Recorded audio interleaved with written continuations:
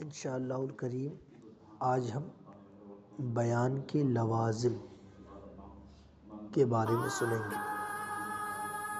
صحیح الکلام، شیریں زبان اور فصیح البیان ہونا دنیا کی بہترین چیزوں میں سے ایک ہے۔ ان صفات کے حامل مبلغ میں ایک عجیب کشش ہوتی ہے، اس کے منہ سے الفاظ نہیں پھول جھڑتے ہیں۔ ایک ایک لفظ خوبصورت ادائیگی، سلاست و روانگی اور حسن ترتیب کی وجہ سے ہار میں پروئے ہوئے موتی یا عروسی جوڑے پر بنے گوٹا کناری کی طرح چمک رہا ہوتا ہے۔ ذیل میں بیان کے ایسے ہی لوازمات کو بیان کیا جا رہا ہے۔ نمبر 1، زبان و بیان۔ عقل کا کام سوچنا اور غور و فکر کرنا ہے۔ اس کے نتیجے میں جو خیالات پیدا ہوتے ہیں انہیں عقل ظاہر کرنا چاہے تو زبان و بیان کا سہارا تلاش کرتی ہے، اور زبان و بیان کا تقریر کے ساتھ وہی رشتہ ہے جو جسم کا روح کے ساتھ ہے۔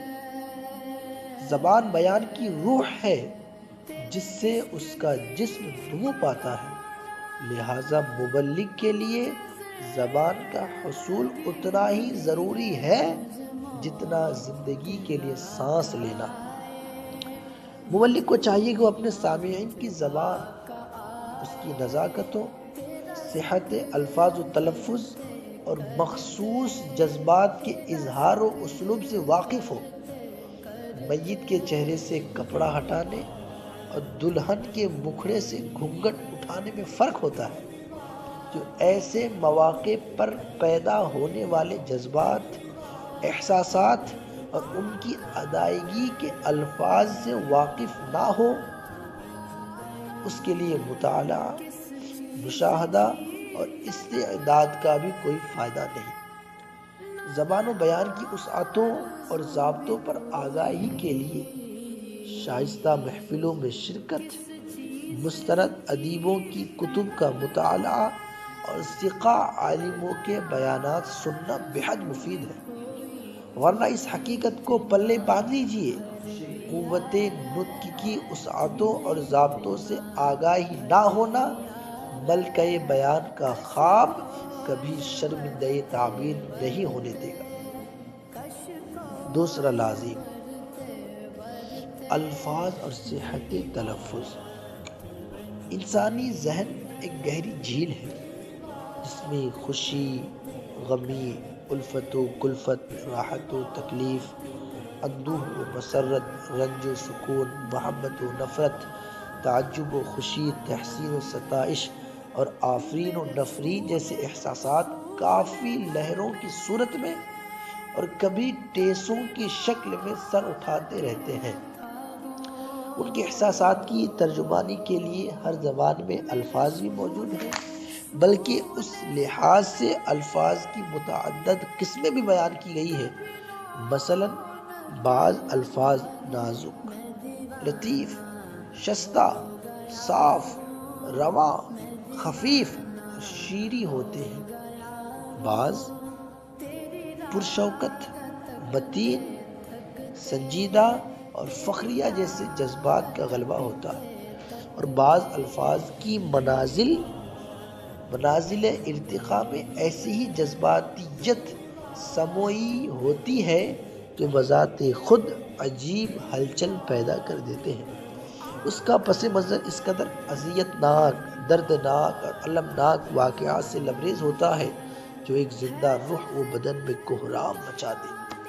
یہی الفاظ سامعین کو حال کے دریچوں سے کھینچ کر ماضی کے پرفریب یادوں میں دھکیل دیتے ہیں، جہاں سے ان کی ضمیر نئے انگ کے ساتھ نکھی سوچ، بلند حوصلے، نئے ولولے اور پختہ عزائم لے کر اٹھتی ہے۔ برکیف موضوع کی حساسیت اور ماحول کے مطابق الفاظ کا چناؤ کرنا چاہیے، اور ساتھ ساتھ صحت تلفظ اور مطلوب لہجے کی آمیزش ہو جائے تو سامعین پر ایسا سحر طاری ہوتا ہے جو وہ تقریر کے بعد بھی کافی دیر تک محسوس کر رہے ہوتے ہیں۔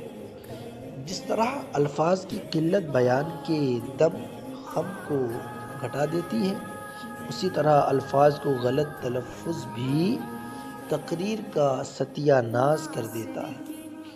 فرض کیجئے کہ ایک داعی اسلام مبلغ ممبر پر اردو زبان میں بہت ہی اعلیٰ اور علمی گفتگو فرما رہے ہوں، لیکن ان کے لہجے میں مادری زبان کا رنگ یا علاقائی لہجے کا غلبہ ہو اور ان کی اردو کے بعض الفاظ کا تلفظ بھی درست نہ ہو، تو سامنے بیٹھا ہوا آدمی جس کی پوری تعلیم ہی اردو اور انگریزی میں ہوئی ہو، اس کے ذہن میں مبلغ کا ویسا ہی تاثر قائم ہوگا جیسا درجہ اولا کے طالب علم کے محدود ذہن میں سیگا یا اعراب کی غلطی کرنے والے پروفیسر کا ہوگا۔ ایک معیاری بیان کے لیے موقع، محل اور موضوع کے مطابق الفاظ کا چناؤ، ان کا درست تلفظ اور مطلوب لہجے کا التزام بے حد ضروری ہے، کیونکہ الفاظ کے بغیر تقریر گونگی ہے، لہجے کے بغیر آواز مکھی کی بھنبھناہٹ کے سوا کچھ نہیں، اور اگر الفاظ کو ان کی ادائیگی کے وقت وہ مقام اور وہ سانچہ نہ دیا جائے جس کے تحت ان کی پرورش ہوئی ہے، تو استبل کی آوازوں اور مقرر کے شور میں کیا فرق رہ جائے گا۔ نمبر تیسری چیز، آواز۔ جس طرح سمندر میں ہر چند گھنٹے بعد اتار چڑھاؤ ہوتا ہے، اسی طرح دوران بیان آواز میں بھی تبدیلی ہونی چاہیے کہ آواز اور اس کا مناسب اتار چڑھاؤ بیان کا انتہائی لازمہ ہے۔ موضوع کی مناسبت سے ملائمت، کرخی اور گونج کا ہونا ہی آواز کا مد و جزر ہے، جو بیان میں جاذبیت پیدا کرتا ہے۔ بے ہنگم چیخم دھاڑ بیان میں جاذبیت پیدا کرنے کے بجائے نفرت کا بیج بو دیتی ہے، اور مبلغ کا یہ انداز اس کی منفی شہرت کا باعث بن جاتا ہے، جو اس کے لیے سخت نقصان کا باعث ہے۔ بیان کی کامیابی چیخنے، چلانے یا گلا پھاڑنے اور زبردستی کی پست آواز پر نہیں، بلکہ موضوع کی مناسبت اور ذہنی خیالات کے مطابق آواز میں تغیر پیدا کرنے پر موقوف ہے۔ نمبر چوتھی چیز، لہجہ۔ آواز کی مخصوص فطری کیفیت کا نام لہجہ ہے، جو ہر شخص کا مختلف ہوتا ہے۔ لہجے کا زیر و بم، اس کی سیلابی و طغیانی کیفیت انتہائی حد تک متاثر کن ہوتی ہے۔ سامعین بیان کی مواد کی طرف توجہ کریں یا نہ کریں، جب ان کی سماعتیں اچھی آوازوں اور سیراب کرتے لہجوں کو سنتی ہیں تو وہ ان میں گم ہو جاتے ہیں۔ ان کے دل و دماغ میں عجیب قسم کا تموج خط نشو و نما پانے لگتا ہے، اور وہ تھوڑی ہی دیر میں تمام غموں سے آزاد ہو کر اپنی طبیعتوں میں تازگی محسوس کرنے لگتے ہیں۔ گھنٹوں کا بیان منٹوں کا معلوم ہوتا ہے، وقت کیسے گزر گیا وہ خود حیران ہوتے ہیں، اور یہی وہ کامیابی ہے جو ایک مبلغ کا مطلوب ہوتا ہے۔ نمبر 5، سلاست۔ سوچوں کی برسات کا صوتی آبشار میں گھلتے چلے جانا ہی کمال درجے کی سلاست ہے۔ بالفاظ دیگر، اظہار خیال کے وقت زبان سے مناسب الفاظ کا بے تکلف ادا ہونا سلاست کہلاتا ہے۔ اس کے لیے مبلغ کے پاس الفاظ اور ان کے مترادفات کا وسیع ذخیرہ اور اس کے بے تکلف اظہار پر قدرت ہونا ضروری ہے۔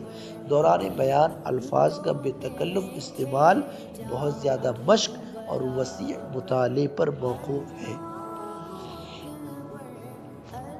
ماشاءاللہ آپ نے وقت نکال کر بیان کے لازمی عناصر، لازمی چیزوں کو سنا، دیکھا۔ اب آئیے بیان کی خوبیاں، اس پر کچھ دائرانہ نظر ڈالتے ہیں۔ انشاءاللہ اس سے بھی کافی چیزیں سیکھنے سمجھنے کو ملے گی انشاءاللہ۔ ویسے تو بیان کی خوبی ہی یہ ہے کہ وہ اپنے تمام عناصر و لوازم سے مزین، لیکن چند اضافی خوبیاں بھی ہیں جو بیان کو چار چاند لگا دیتی ہیں۔ ذیل میں ایسی کثیر خوبیوں میں سے 5 کا ذکر کیا جا رہا ہے، ملاحظہ کیجیے۔ فصاحت و بلاغت۔